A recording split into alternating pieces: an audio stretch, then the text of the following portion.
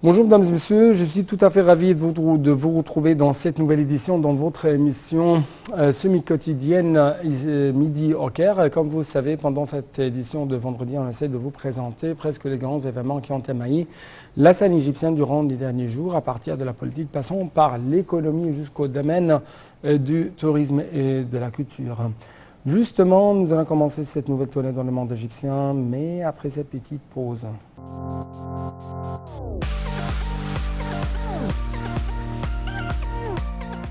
Commençons donc cette tournée dans le monde égyptien par de nouvelles importantes en ce qui concerne bien sûr des préparatifs concernant le drainage sanitaire. En fait, la Chambre des députés, présidée par Hanaf El-Gibal, a donné son feu vert à deux accords internationaux sur le projet de drainage sanitaire dans la région du gouvernorat du Caire. La Chambre des députés a avalisé le décret présidentiel numéro 167 de 2022 concernant l'approbation d'un accord de prêt entre l'Égypte représenté par le ministère de la Coopération internationale, Banque européenne d'investissement BEI, d'un montant de 78 millions d'euros pour contribuer au financement d'un projet de traitement des eaux de drainage à Helwan en faveur du ministère du Logement, des communautés urbaines et de l'organe exécutif de l'eau potable et du drainage des eaux usées.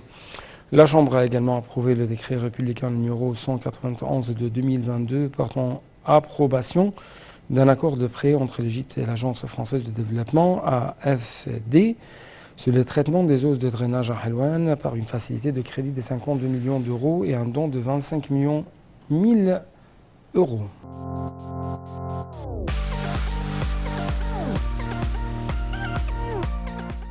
Au niveau politique, on trouve que le ministre égyptien des Affaires étrangères a affirmé que les cadres entre l'Égypte, la Jordanie et l'Irak viseraient à soutenir la stabilité en Irak et à sauvegarder même sa souveraineté après des années de défis que relève le pays. Lors d'une conférence de presse avec ses homologues irakiens et jordaniens, respectivement Fouad Hussein et Ayman Safadi, M. Choukri a indiqué que les directives de la direction politique des trois pays visant à renforcer ce cadre de coopération tripartite. Lors de la conférence de presse, M. Choukri s'est félicité des exploits réalisés par l'Irak lors de sa lutte coûteuse contre le terrorisme en saluant les efforts irakiens visant à surmonter ce défi et son travail inlassable pour que le pays récupère complètement sa position régionale internationale. Le ministre des Affaires étrangères a indiqué que les trois parties avaient même discuté de la coopération tripartite dans les divers secteurs, notamment celui de l'économie et de la formation d'un mécanisme en faveur de leur coordination conjointe.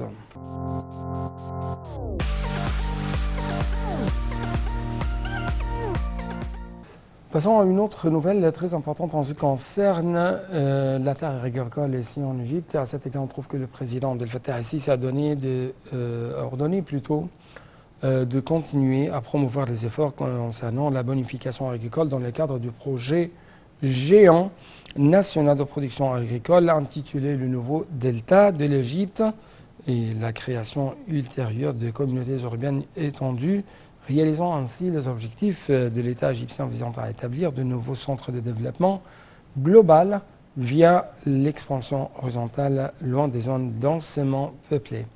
Les détails tout de suite. Le président Abdel Fattah el-Sisi a ordonné de continuer à promouvoir les efforts concernant la bonification agricole dans le cadre du projet géant national de production agricole, le nouveau Delta, et la création ultérieure de communautés urbaines étendues, réalisant les objectifs de l'État visant à établir de nouveaux centres de développement global via l'expansion horizontale loin des zones densément peuplées.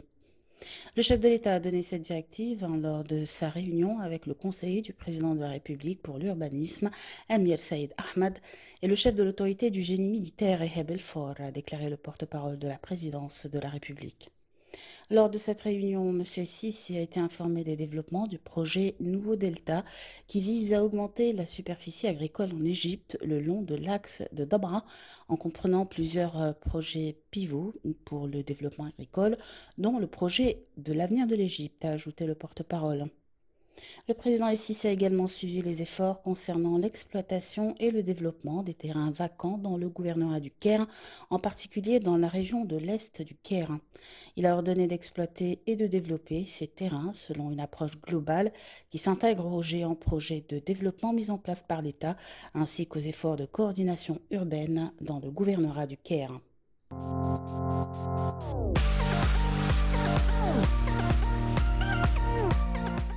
Dans le domaine économique, on trouve que la valeur de portefeuille de coopération entre l'Égypte et la Banque mondiale est estimée à 5,9 milliards de dollars et le partenariat qu'engagent les deux parties était fructueux. C'est ce qu'a déclaré en fait récemment le Premier ministre Dr Mostafa Madbouli. Selon le chef du cabinet ministériel, le monde traverse actuellement un moment critique qui affecte grandement les économies mondiales depuis la Seconde Guerre mondiale. D'après la description de cette crise par les experts internationaux, en plus des répercussions dangereuses qui ont résulté de la pandémie du coronavirus. Il a tenu de tels propos lors de sa réunion avec la délégation des directeurs exécutifs du groupe de la Banque mondiale en présence de la ministre de la Coopération internationale, Rania Al-Mashrat.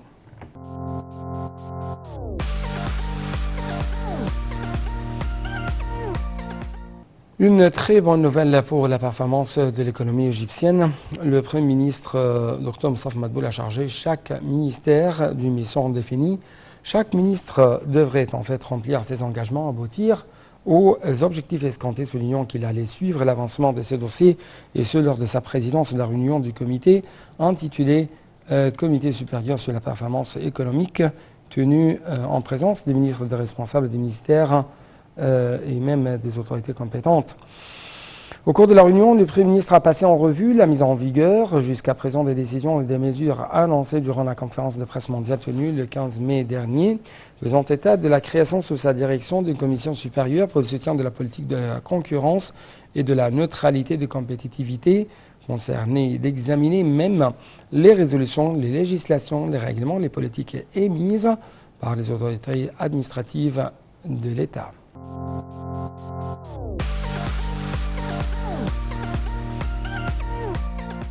Jetons un coup d'œil sur les progrès réalisés entre l'Égypte et sa profondeur africaine.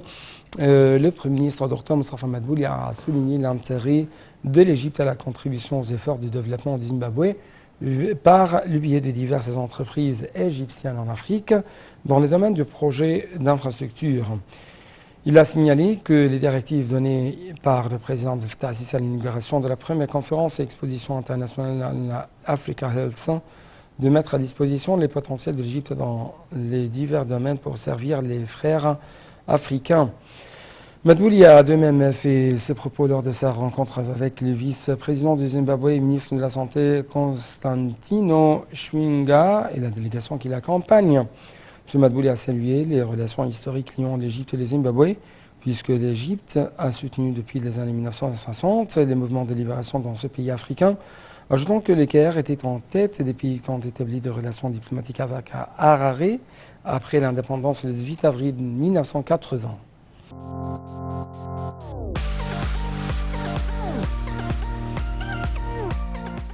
De sa part, le ministre égyptien du logement des communautés urbaines, Assem El-Ghazal, a indiqué que le projet du barrage et même de la centrale hydroélectrique Julius Nyerere sur le fleuve de réfugiés en Tanzanie visait à construire un barrage de 1025 mètres au sommet et 131 de hauteur et muni de cette déversoir plutôt et d'un volume d'eau de 34 milliards de mètres cubes. M.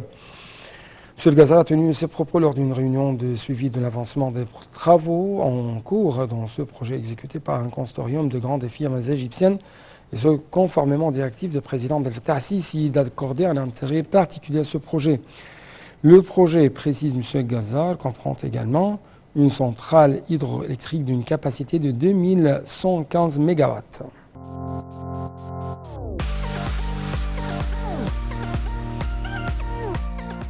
Dans le monde de la culture et du tourisme, le Premier ministre Mostafa Madbouli a ordonné de soumettre la stratégie de la promotion du tourisme égyptien à la prochaine réunion du comité ministériel du tourisme et de former des comités de travail ad hoc pour mettre au point des mécanismes d'exécution. M. Madbouli a tenu ses propos lors d'une réunion tenue lundi soir pour étaler l'avant-projet de la stratégie de promotion du tourisme élaborée par une maison d'expertise mondiale. De son côté, le ministre du Tourisme et des Antiquités, Khaled Al-Anani, a souligné que cette étude visait à cristalliser un cadre d'action stratégique pour le tourisme égyptien via le soutien des efforts du gouvernement afin de développer le secteur touristique de manière durable, mettre au point un cadre global pour le développement de cette industrie en harmonie avec les stratégies nationales.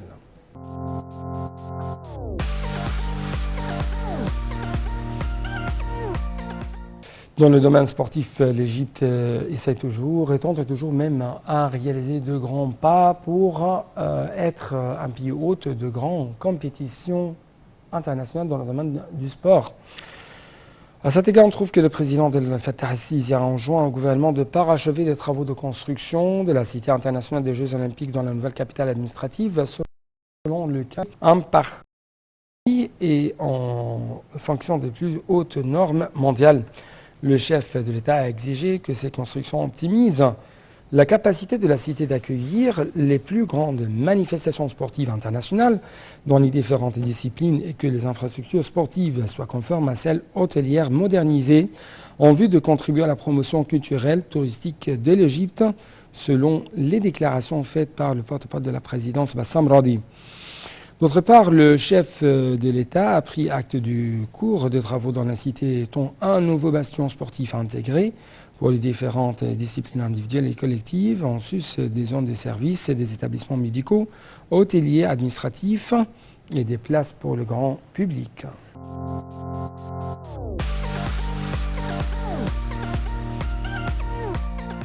Donc avec ces dernières nouvelles sportives, nous arrivons à la fin de cette édition. C'est pourquoi permettez-moi de vous présenter tous mes grands remerciements toujours à votre fidélité et toujours bonne suite de nos programmes sur l'Alter International.